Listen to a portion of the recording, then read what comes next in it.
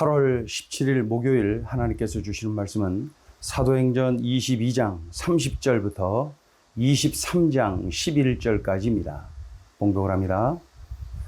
이튿날 천부장은 유대인들이 무슨 일로 그를 고발하는지 진상을 알고자 하여 그 결박을 풀고 명하여 제사장들과 온 공회를 모으고 바울을 데리고 내려가서 그들 앞에 세우니라. 바울이 공회를 주목하여 이르되 여러분 형제들아, 오늘까지 나는 범사의 양심을 따라 하나님을 섬겼노라 하거늘 대제사장 아나니아가 바울 곁에 서 있는 사람들에게 그 입을 치라 명하니 바울이 이르되 회칠한 담이여, 하나님이 너를 치시리로다.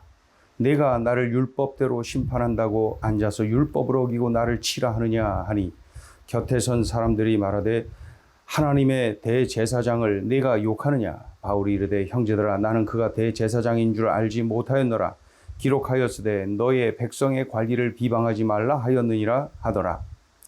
바울이 그중 일부는 사두개인이요 다른 일부는 바리새인인 줄 알고 공회에서 외쳐 이르되 여러분 형제들아, 나는 바리새인이요 또 바리새인의 아들이라. 죽은 자의 소망 곧 부활로 말미암아 내가 신문을 받노라. 그 말을 한즉 바리새인과 사두개인 사이에 다툼이 생겨 무리가 나누어지니 이는 사두개인은 부활도 없고 천사도 없고 영도 없다 하고 바리새인은 다 있다 함이라. 크게 떠들새 바리새인 편에서 몇 서기관이 일어나 다투어 이르되 우리가 이 사람을 보니 악한 것이 없도다. 혹 영이나 혹 천사가 그에게 말하였으면 어찌 하겠느냐 하여 큰 분쟁이 생기니 천부장은 바울이 그들에게 찢겨질까 하여 군인을 명하여 내려가 무리 가운데서 빼앗아 가지고 영내로 들어가라 하니라. 그날 밤에 주께서 바울 곁에 서서 이르시되 담대하라. 내가 예루살렘에서 나의 일을 증언한 것 같이 로마에서도 증언하여야 하리라 하시니라. 복음을 전하는 사도 바울, 그는 참으로 담대합니다. 왜 그렇습니까?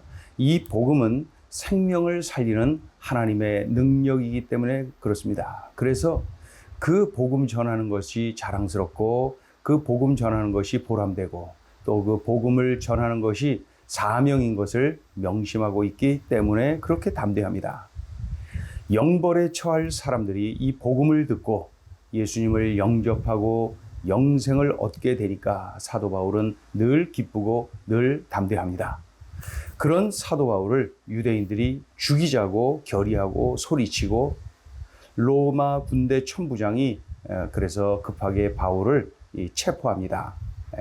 그를 어떻게 하기를 원해서 체포한 것이 아니라 일단 가만히 두면 안 되겠기에 그를 체포한 거죠.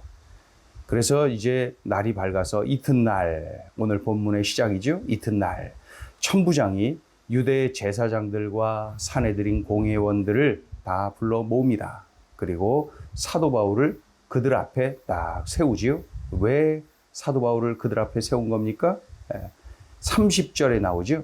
이튿날 천부장은 유대인들이 무슨 일로 그를 고발하는지 진상을 알고자 하여 그 결박을 풀고 명하여 제사장들과 온 공회를 모으고 바울을 데리고 내려가서 그들 앞에 세우니라.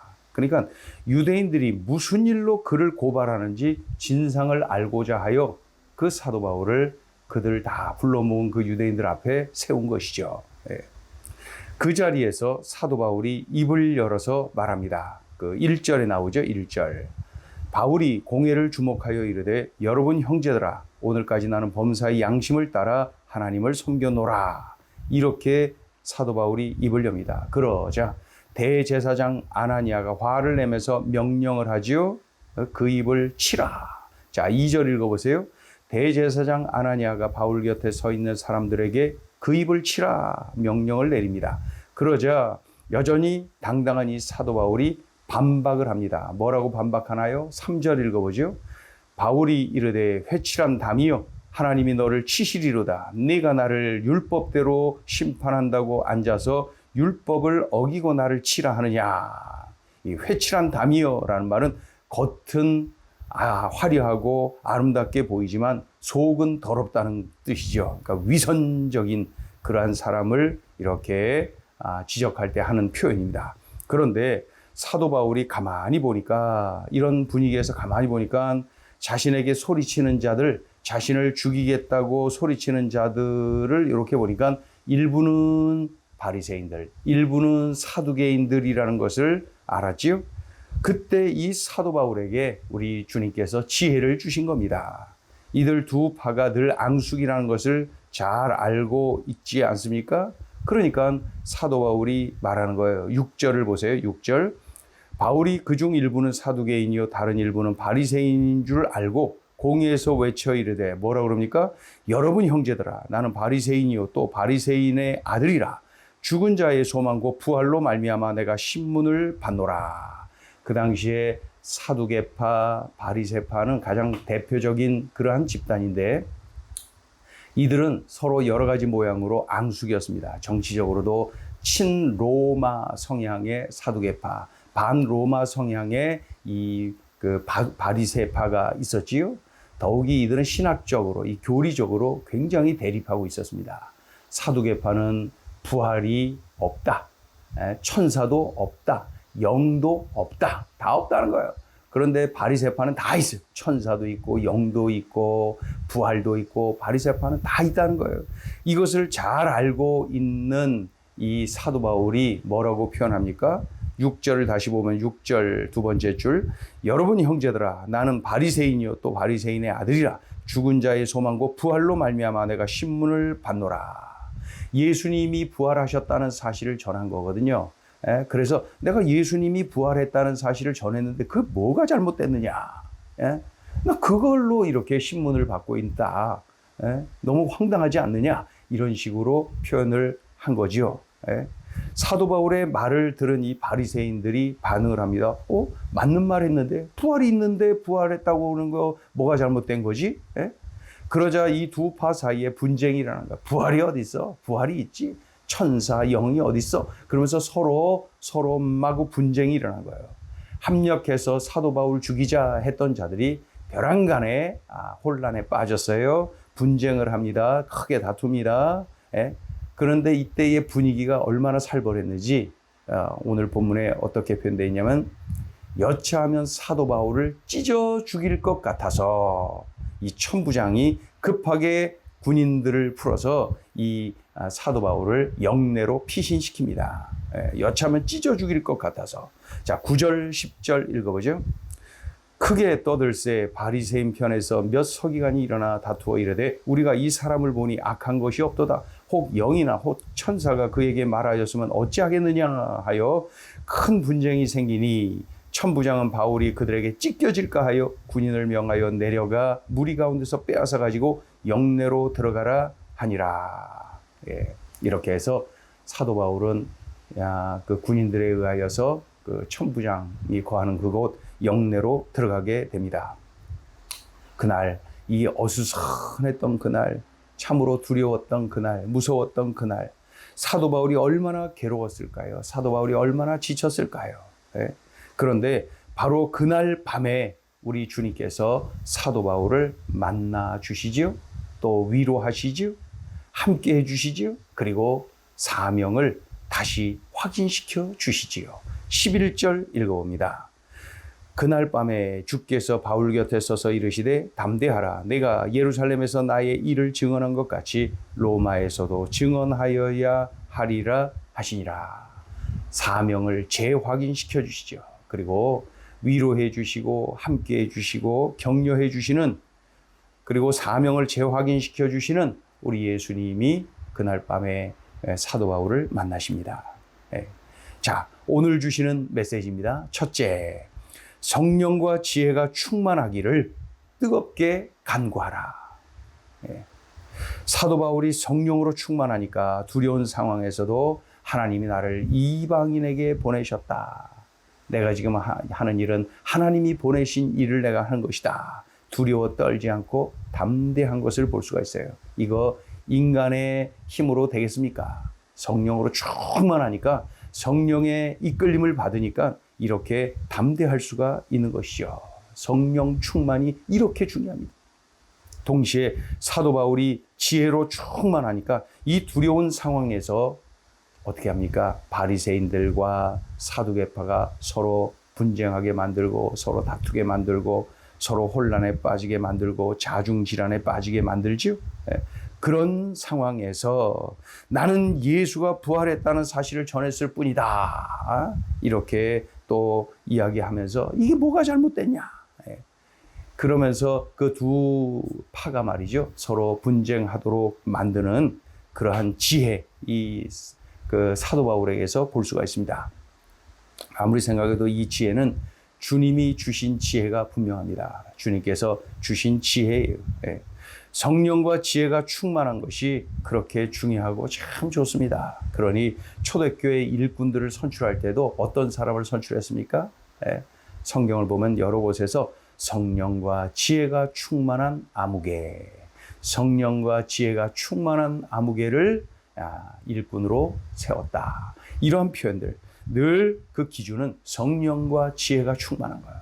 성령과 지혜가 충만한 것이 이렇게 중요하다라는 것을 오늘 이 사도 바울에게서 보게 됩니다. 그렇다면 나 자신을 보세요. 나는 어떻습니까? 나는 성령과 지혜가 충만합니까? 중요한 것은 이것은 나의 일생의 기도 제목입니다. 하나님, 제가 성령으로 충만하게 해주세요. 하나님, 저에게 지혜를 부어주세요. 성령과 지혜가 충만한 그러한 삶을 살게 도와주세요. 이것이 우리의 일생 기도 제목입니다. 성령과 지혜가 충만하기를 뜨겁게 간구해야 됩니다. 자, 둘째 주시는 메시지입니다. 사명을 주신 주님이 나를 위로하시고 나와 함께 하신다. 나를 위로하시고 나와 함께 하신다. 얼마나 참 기쁘고 좋습니까? 많은 일이 있었던 그날, 마치 사도 바울을 찢어 죽일 듯이 난리쳤던 자들을, 그 사도 바울을 둘러쌌던 그들 말입니다.